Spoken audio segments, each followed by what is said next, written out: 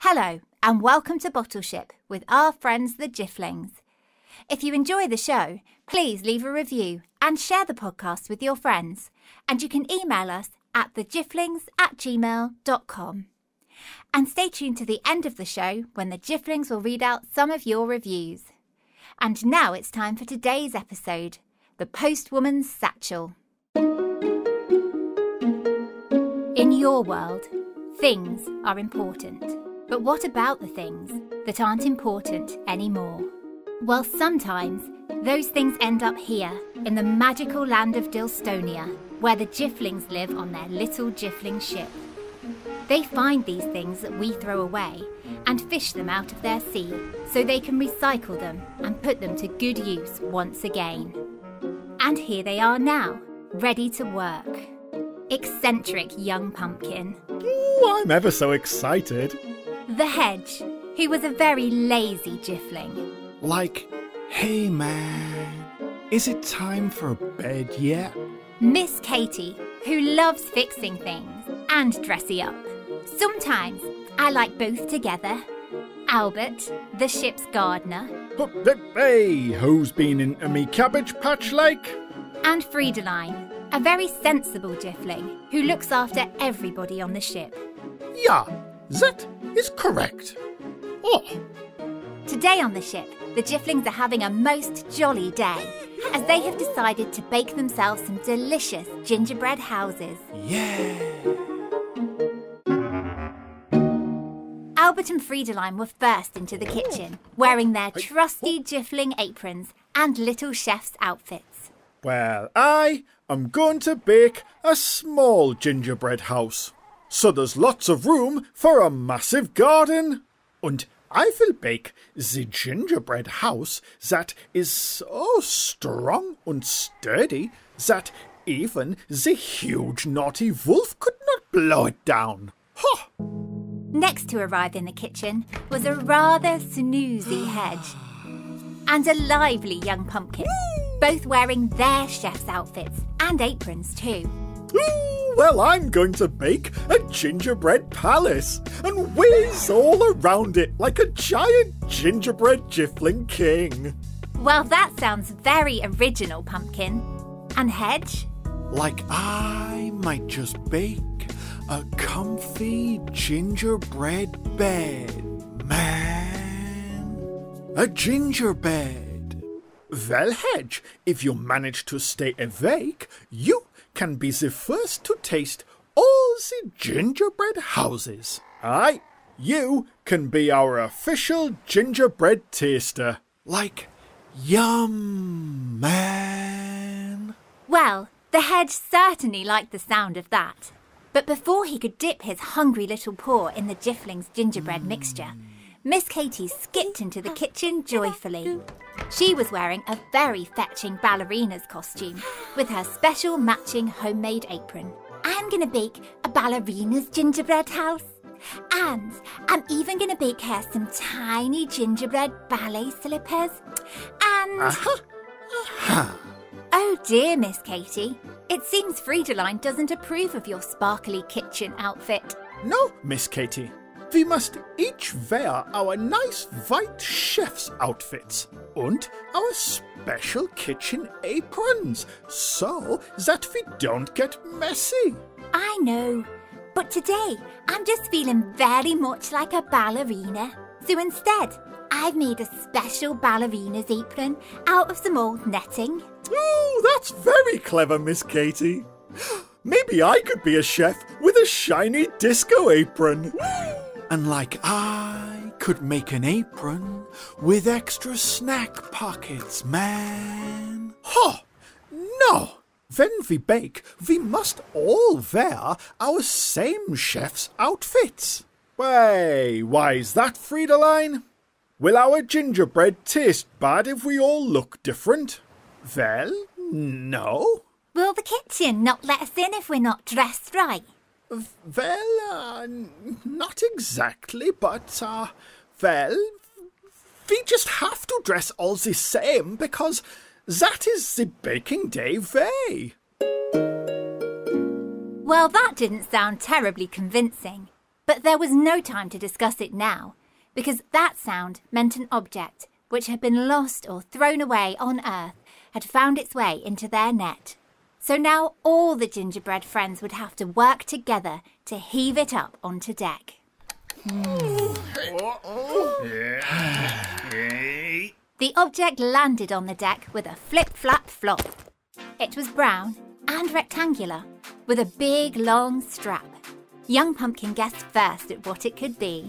I think that's an adventure playground that our pet mouse Geoffrey can play hide and squeak in. Oh. But then Hedge stepped forward, for he knew just what the object was today. He jumbled himself into position on the story seat, and then he began his tale. This is the Postwoman Satchel, and my old bicycle repairman, Todd Peddle, told me all about it. Once, in a hilly English village, there was a postwoman called Smiley Miley. Smiley Miley was a very cheerful lady, and she would ride happily through the village on her postwoman's bicycle, singing little posty songs. Well, I better get this letter in a letterbox, 'cause I got a lot of letters, so I'll never stop. I pop a little letter through your front door. Hey, I'm Smiley Miley, see you later, and I wave.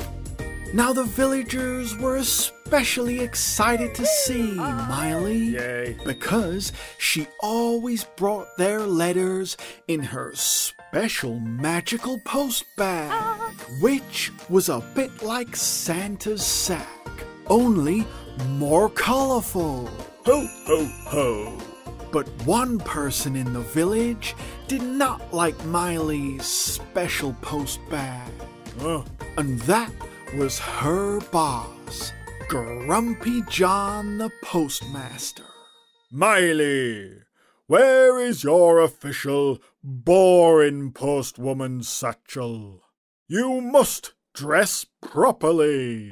And with one swipe, Grumpy John took the magical post bag from Miley and gave her an official boring brown satchel instead. Well, Smiley Miley was upset, and even though she still tried to deliver her letters just like she had before, the boring brown satchel wasn't magic and just couldn't carry all the post. So the letters piled up at the post office, and Miley just wasn't smiling quite as much as before. And Grumpy John even became buried in a mountain of undelivered post. Oh, it seems I may have been a bit too grumpy this time. So Grumpy John handed Miley back her colourful magic post bag. Here you are. I preferred it when letters were getting delivered, and when you were smiling. But don't tell anyone. I'm supposed to be grumpy, you know. Well, Smiley Miley smiled the biggest smile ever. Then she put down her boring brown satchel and whizzed out of the post office, singing happily. And when the villagers saw her, they all smiled too. Yay. And soon everyone forgot all about the boring post satchel, because they all knew it was better to be yourself and be happy, even if you did look a little bit different. And now we've got Smiley Miley's old satchel. That's right, Miss Katie. So what will you do with it? Maybe it could be a bird bed, so all the seabirds that visit our ship have somewhere to sleep. But then Freidaline stepped forwards, for she had a lovely idea.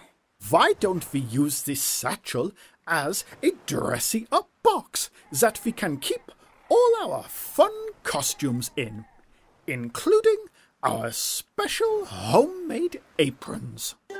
Ah, Freidaline, that is such a brilliant idea, and everyone agrees. So the Jiffs finished baking their wonderful gingerbread houses, and they also added some sparkle and lace to the old satchel, so it looked nice and inviting for them to hold all their favourite outfits in. And Miss Katie even made Freidaline a special ballerina's apron out of old netting too, so they could match. Now I feel like the twirly-whirly Freidaline. Ha! Then, after lots of fun dressing up and eating scrummy warm gingerbread, the Jifflings found that after such a packed day, they were all rather dozy. And so, it must be time for bed. Good night, young pumpkin. Good night. Good night, Albert. I'll see you in the morning, like. Good night, Freidaline. And it is a good night. Yeah. Good night, Miss Katie. Night-night. Good night, Hedge. Hedge? Oh, I think the Hedge is asleep already. And goodbye to you too, wherever you are. Maybe next time you see a thing that you might throw away, you'll stop and see if you can use it again, just like our friends the Jifflings. And maybe the thing you use again will have a story to tell too. Goodbye. Thank you for listening to Bottleship. For all the parents listening, if you'd like to, you can donate to the show at patreon.com/Bottleship. And as a thank you, we'll send your child a personalised audio message from the Jifflings.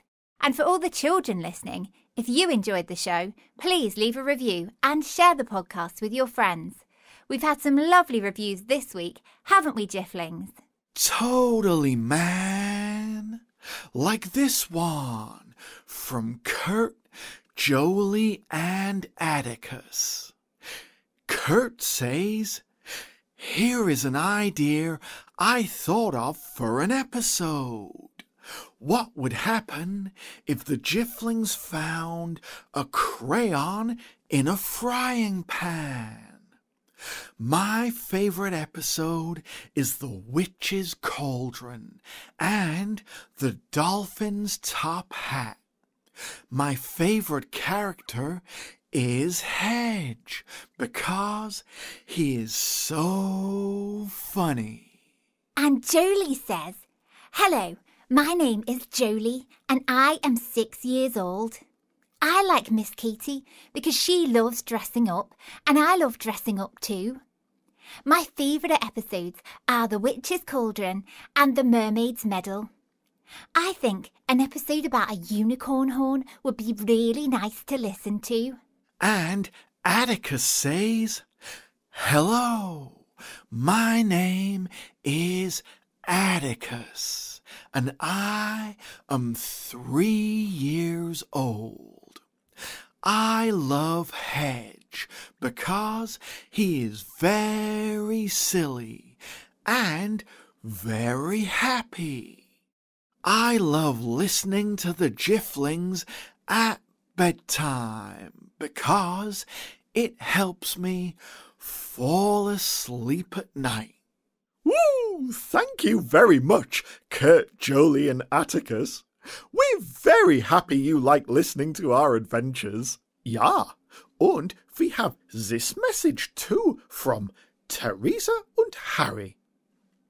It says, "Hi, my name is Teresa and I am nearly 6. Me and my brother Harry, who is 4, we live in Galway, Ireland, and we listen to the Jiffling stories every night before bed. My favourite character is Miss Katie, and Harry's is the Hedge. We love your stories so much." Oh, well, thank you very much, Teresa and Harry. That is a lovely review. That's right. And thank you to everyone who emailed or sent us a review, like Shana in Singapore. And Sadie, Mika and Tyler in Canada. We really do love to hear from everybody. That's right. And if you'd like to send us an email, please send it to thejifflings@gmail.com. Also, if you like listening to stories, why not check out our sister podcast, Storytime, for children of all ages. Thanks again, and we'll bring you more exciting adventures with our friends the Jifflings very soon. Goodbye.